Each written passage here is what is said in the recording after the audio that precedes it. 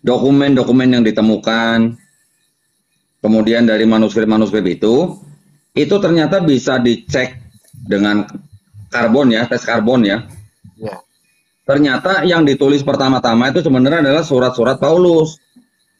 Surat-surat Paulus itu ditulis kira-kira dari tahun 50-an Masehi. Berarti kira-kira hampir berarti kira-kira 20 tahun setelah tidak ada Yesus. Iya. Ya. Tulisan-tulisan Paulus itu ditulis duluan. Baru 4 gospel itu. Yang pertama kali ditulis adalah Gospel Markus. Gospel Markus dianggap ditulis kira-kira sebelum Bait Suci kedua dihancurkan di tahun 70 Masehi. Jadi bisa antara tahun 65 sampai tahun 70 lah ya. Kira-kira 10 tahun kemudian, baru yang namanya Gospel Matius dan Lukas itu menyadur dari Markus, kemudian menambah-nambahkan dengan sumber sendiri, kemudian juga menambahkan dari sumber yang disebut dengan Q. Q itu singkatan dari kata Quell. Quell itu artinya dalam bahasa Jerman artinya kabar yang beredar di masyarakat. Jadi bisa dibilang desas-desus atau gosip gitu lah. Iya. Ya. 10 tahun kira-kira dari Markus ditulislah Matius dan Lukas yang menyadur dari Markus. Di dalam Matius itu kurang lebih ada 90% isinya semua dari Markus. Begitu juga di Lukas. Dan mereka menambah-nambahkan dari sumber mereka sendiri. Kemudian kira-kira tahun 95 Masehi baru ditulislah gospel yang terakhir yaitu yang dikanonkan yaitu Gospel Yohanes. Semua ahli-ahli perjanjian baru termasuk dari perwalian uskup-uskup gereja Amerika Serikat sendiri mengatakan bahwa bukti-bukti yang ada tidak mendukung bahwa yang menulis itu Matius, Markus, Lukas, Yohanes. Semuanya adalah orang-orang yang bukan saksi mata langsung dan juga bukan mengenal saksi mata langsung. Jadi artinya yang menulis itu orang-orang yang tidak kenal. Nah, karena tadi yang ditulis surat-surat Paulus dulu, ada kemungkinan besar bahwa 4 gospel ini ditulis karena ada tulisan Paulus gitu. Jadi mengikuti teologinya Paulus, barulah 4 gospel ini ditulis. Itu. Paham ya maksud saya ya? Karena tulisan-tulisan Paulus itu kan sudah beredar selama bertahun-tahun gitu kan. Sampai akhirnya ditulislah gospel yang pertama sebelum Bait Suci dihancurkan. Jadi cerita yang ada di dalam Paulus ini, teologinya, ini diduga kuat itu merasuki atau merayap atau mempengaruhi tulisan-tulisan dari Markus, Matius, Lukas, Yohanes. 4 gospel tadi. Ditambah lagi, gaya penulisan Matius, Markus, Lukas, Yohanes ini ternyata itu mengikuti daripada poem atau epics ya, epics hero. Epics daripada hero-hero yang dari Yunani kuno. Contohnya Odysseus yang ditulis oleh Homer kira-kira di abad ke-7 atau ke-8 sebelum Masehi. Kemudian ada lagi yang Yohanes, juga dia gaya bahasanya, terus kemudian tulisan Yunaninya, terus kemudian detail-detailnya. Itu Yohanes juga ternyata menyadur dari tulisan-tulisan Euripides, yaitu yang mengenai dewa Odysseus. Nah, jadi sebenarnya 4 gospel ini sebenarnya menuliskan cerita dengan gaya bahasa seperti penulis-penulis sebelumnya, contohnya Homer atau Euripides, tetapi isi teologinya terpengaruh oleh Paulus, begitu. Surat-surat Paulus yang di awal tulisan terdahulu. Ya. Apa yang diambil dari Paulus? Yang diambil dari Paulus adalah bahwa Yesus mati di atas kayu salib untuk menebus dosa manusia. Gitu kan? Padahal tetapi sendiri tidak pernah bertemu Bang ya dengan Yesus gitu ya. Nggak pernah. Tapi penulis 4 gospel itu menceritakan detail-detailnya. Contoh misalnya ketika Yesus kakinya diurapi minyak yang sangat mahal oleh seorang wanita. Ya, ada kan? Iya.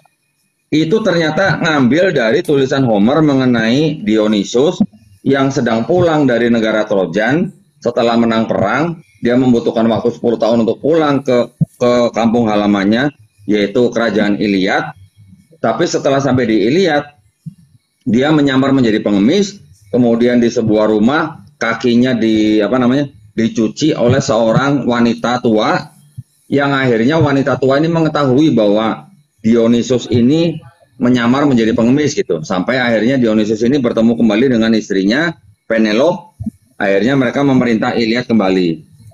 Cerita-cerita seperti itu yang disadur oleh Markus, oleh Yohanes gitu. Saya ada ininya. Dan dianggap oleh orang-orang Kristen saat ini sebagai kitab suci begitu kan, Pak? Oh, belum.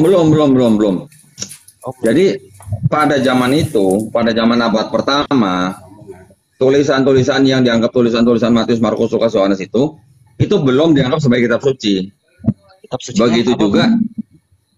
Begitu juga tulisan-tulisan Paulus juga belum dianggap sebagai kitab suci. Yang masih mereka anggap sebagai kitab suci itu adalah yang Septuaginta. Septuaginta adalah terjemahan daripada kitab tanah yang aslinya berbahasa Ibrani diterjemahkan menjadi bahasa Yunani. Nah, itu yang masih beredar terus sampai di abad keempat. Kapan 4 gospel dan tulisan-tulisan Paulus dianggap sebagai kitab suci?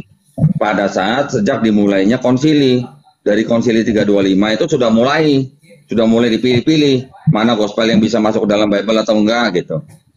Sampai akhirnya diadakan 3 konsili yang terpisah di luar daripada konsili Nisea, Konstantinopel, Efesus, dan Kalsedon. Diadakan konsili yang namanya di Laudia, kemudian sampai di Kartago.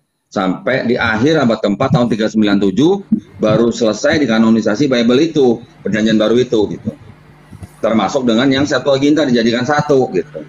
Itu kok bentar kok, tadi yang menerjemahkan Septuagint itu dari bahasa Ibrani ke bahasa Yunani itu siapa tadi namanya? Ada dua tahap ya. Dari yang disebut dengan Tanakh itu kan singkatan Torah, Nevi'im, Ketuvim, ya kan? Yang disebut dengan Torah itu hanya sebenarnya 5 kitab Musa. Kejadian, Keluaran, Imamat, Bilangan, Ulangan. Ini yang disebut Torah. Yang disebut Nevi'im itu adalah kitab nabi-nabi. Contoh misalnya Yeremia, Yeskiel, Yesaya, dan sebagainya. Yang disebut dengan Ketuvim itu adalah yang disebut dengan kitab-kitab tulisan orang-orang soleh atau orang-orang alim. Seperti contoh Mazmur, Pengkhotbah, Amsal, dan sebagainya. Tanakh itu pertama kali diterjemahkan menjadi Septuaginta yang diperintahkan oleh Raja Ptolemy II di tahun 270 sebelum Masehi. Beliau memerintahkan kepada 72 rabi-rabi Yahudi di daerah situ untuk menerjemahkan hanya yang Torah aja, yang 5 kitab Musa aja. Ya. Setelah itu dari 270 sisanya yang Nevi'im dan Ketuvim itu diterjemahkan oleh orang-orang Yahudi yang sudah tinggal di Alexandria itu dan sudah terpapar dengan budaya Helenisme Yunani kuno. Selesainya kira-kira di tahun 132 sebelum Masehi. Oke.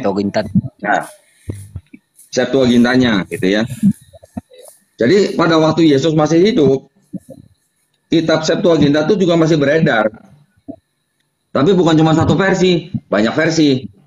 Jadi artinya pada zaman itu dari mulai abad kedua ke 1 sebelum Masehi, tambah lagi ke 1, kedua, ketiga, itu masih banyak beredar Septuaginta yang berbeda versi.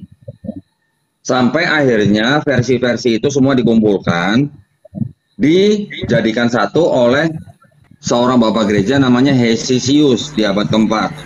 Hesesius ya.